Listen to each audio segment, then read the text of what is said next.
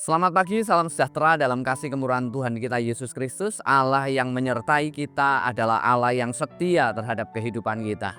Pagi hari ini kita akan merenungkan kebenaran firman Tuhan yang terambil di dalam kitab Nabi Yesaya pasal yang ke-35 ayat yang keempat berkata demikian. Katakanlah kepada orang-orang yang tawar hati, kuatkanlah hati, janganlah takut, lihatlah. Allahmu akan datang dengan pembalasan dan dengan ganjaran Allah, Ia sendiri datang menyelamatkan kamu.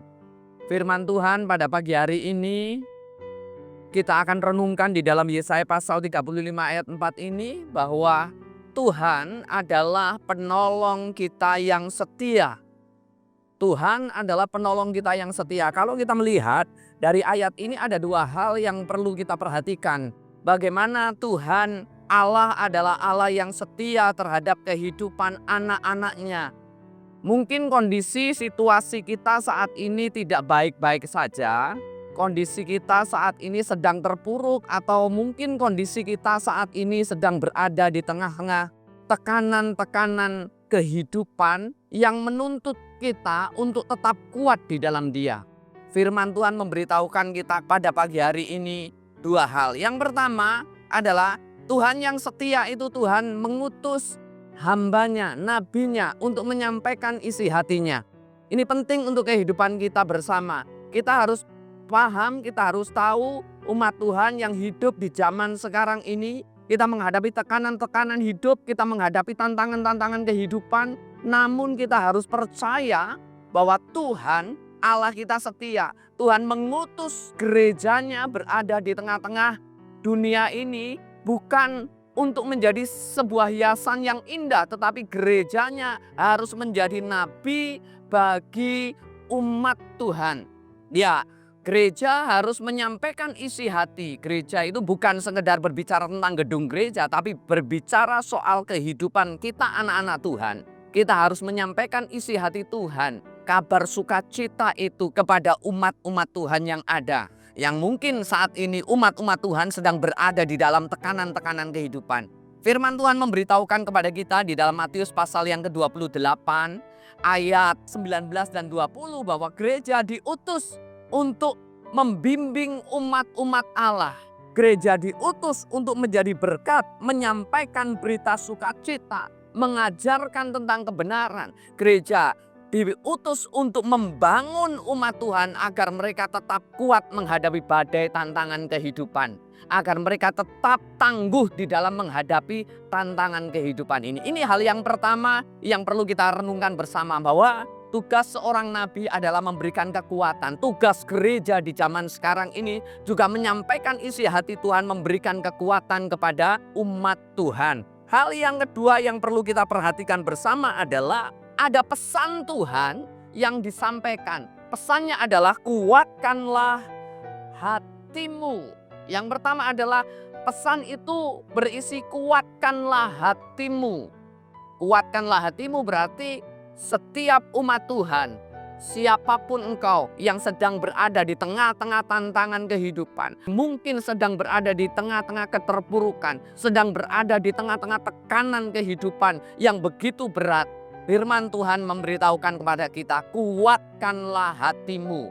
Dan pesan ini sama dengan Mazmur pasal 31 ayat yang ke-24. Kuatkanlah dan teguhkanlah hatimu, hai semua orang yang berharap kepada Tuhan. Kuatkanlah dan teguhkanlah hatimu. Mari umat Tuhan, umat Allah, hari ini kita menguatkan hati kita. Kita menguatkan iman kita. Jangan sampai kehilangan iman di tengah-tengah tantangan kehidupan. Justru di tengah-tengah tantangan kehidupan ini kita harus berharap penuh dan bersandar penuh kepada Tuhan kita Yesus Kristus. Karena hanya Dialah yang dapat menolong kehidupan kita. Hal yang kedua di dalam isi pesan firman Tuhan di pagi hari ini adalah Tuhan akan tampil sebagai penolong dalam segala pergumulan hidup umat Tuhan. Tuhan akan tampil sebagai penolong dalam segala pergumulan hidup.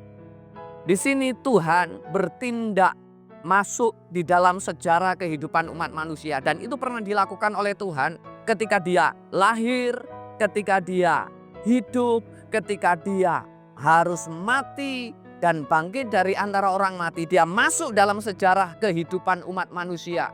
Tuhan sendiri yang menjadi penolong, dan seiring dengan kata itu kita perhatikan di dalam bagian terakhir dari ayat 4 ini. Dia berkata demikian, ia sendiri datang menyelamatkan kamu. Ia sendiri datang menyelamatkan kamu. Ia sendiri datang menyelamatkan kehidupan kita orang yang percaya kepada Tuhan. Hari ini mari kita kuatkan hati kita. Karena kita tahu bahwa Tuhan sendiri, Yesus sendiri menyelamatkan kehidupan kita. Penyelamatan ini bukan hanya berita 2000 tahun yang lalu dan hari ini tidak relevan.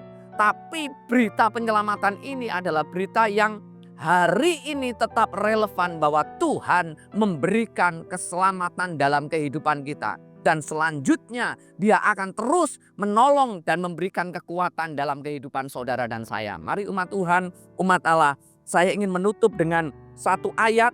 Mazmur 46 ayat 1 berkata demikian. Untuk pemimpin biduan dari Bani Korah dengan lagu Alamot nyanyian. Allah itu bagi kita tempat perlindungan dan kekuatan.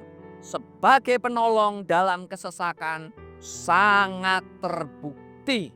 Allah itu adalah Allah yang sanggup memberikan pertolongan dalam kehidupan kita. Dan sebagai penolong sangat terbukti. Amin. Mari kita datang pada Tuhan. Tuhan Juru Selamat dan Gembala kami yang hidup, Engkau memberkati umat-Mu yang ada pada saat pagi hari ini. Berkat-berkat-Mu turun. Engkau menjadi penolong yang setia dalam kehidupan mereka, menghadapi tantangan, menghadapi persoalan, menghadapi pergumulan hidup.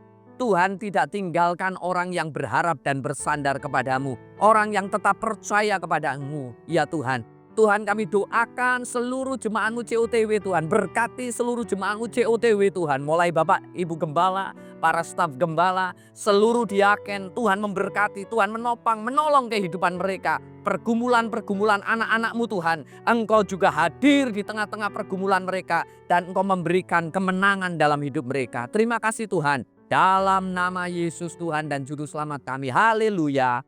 Amin.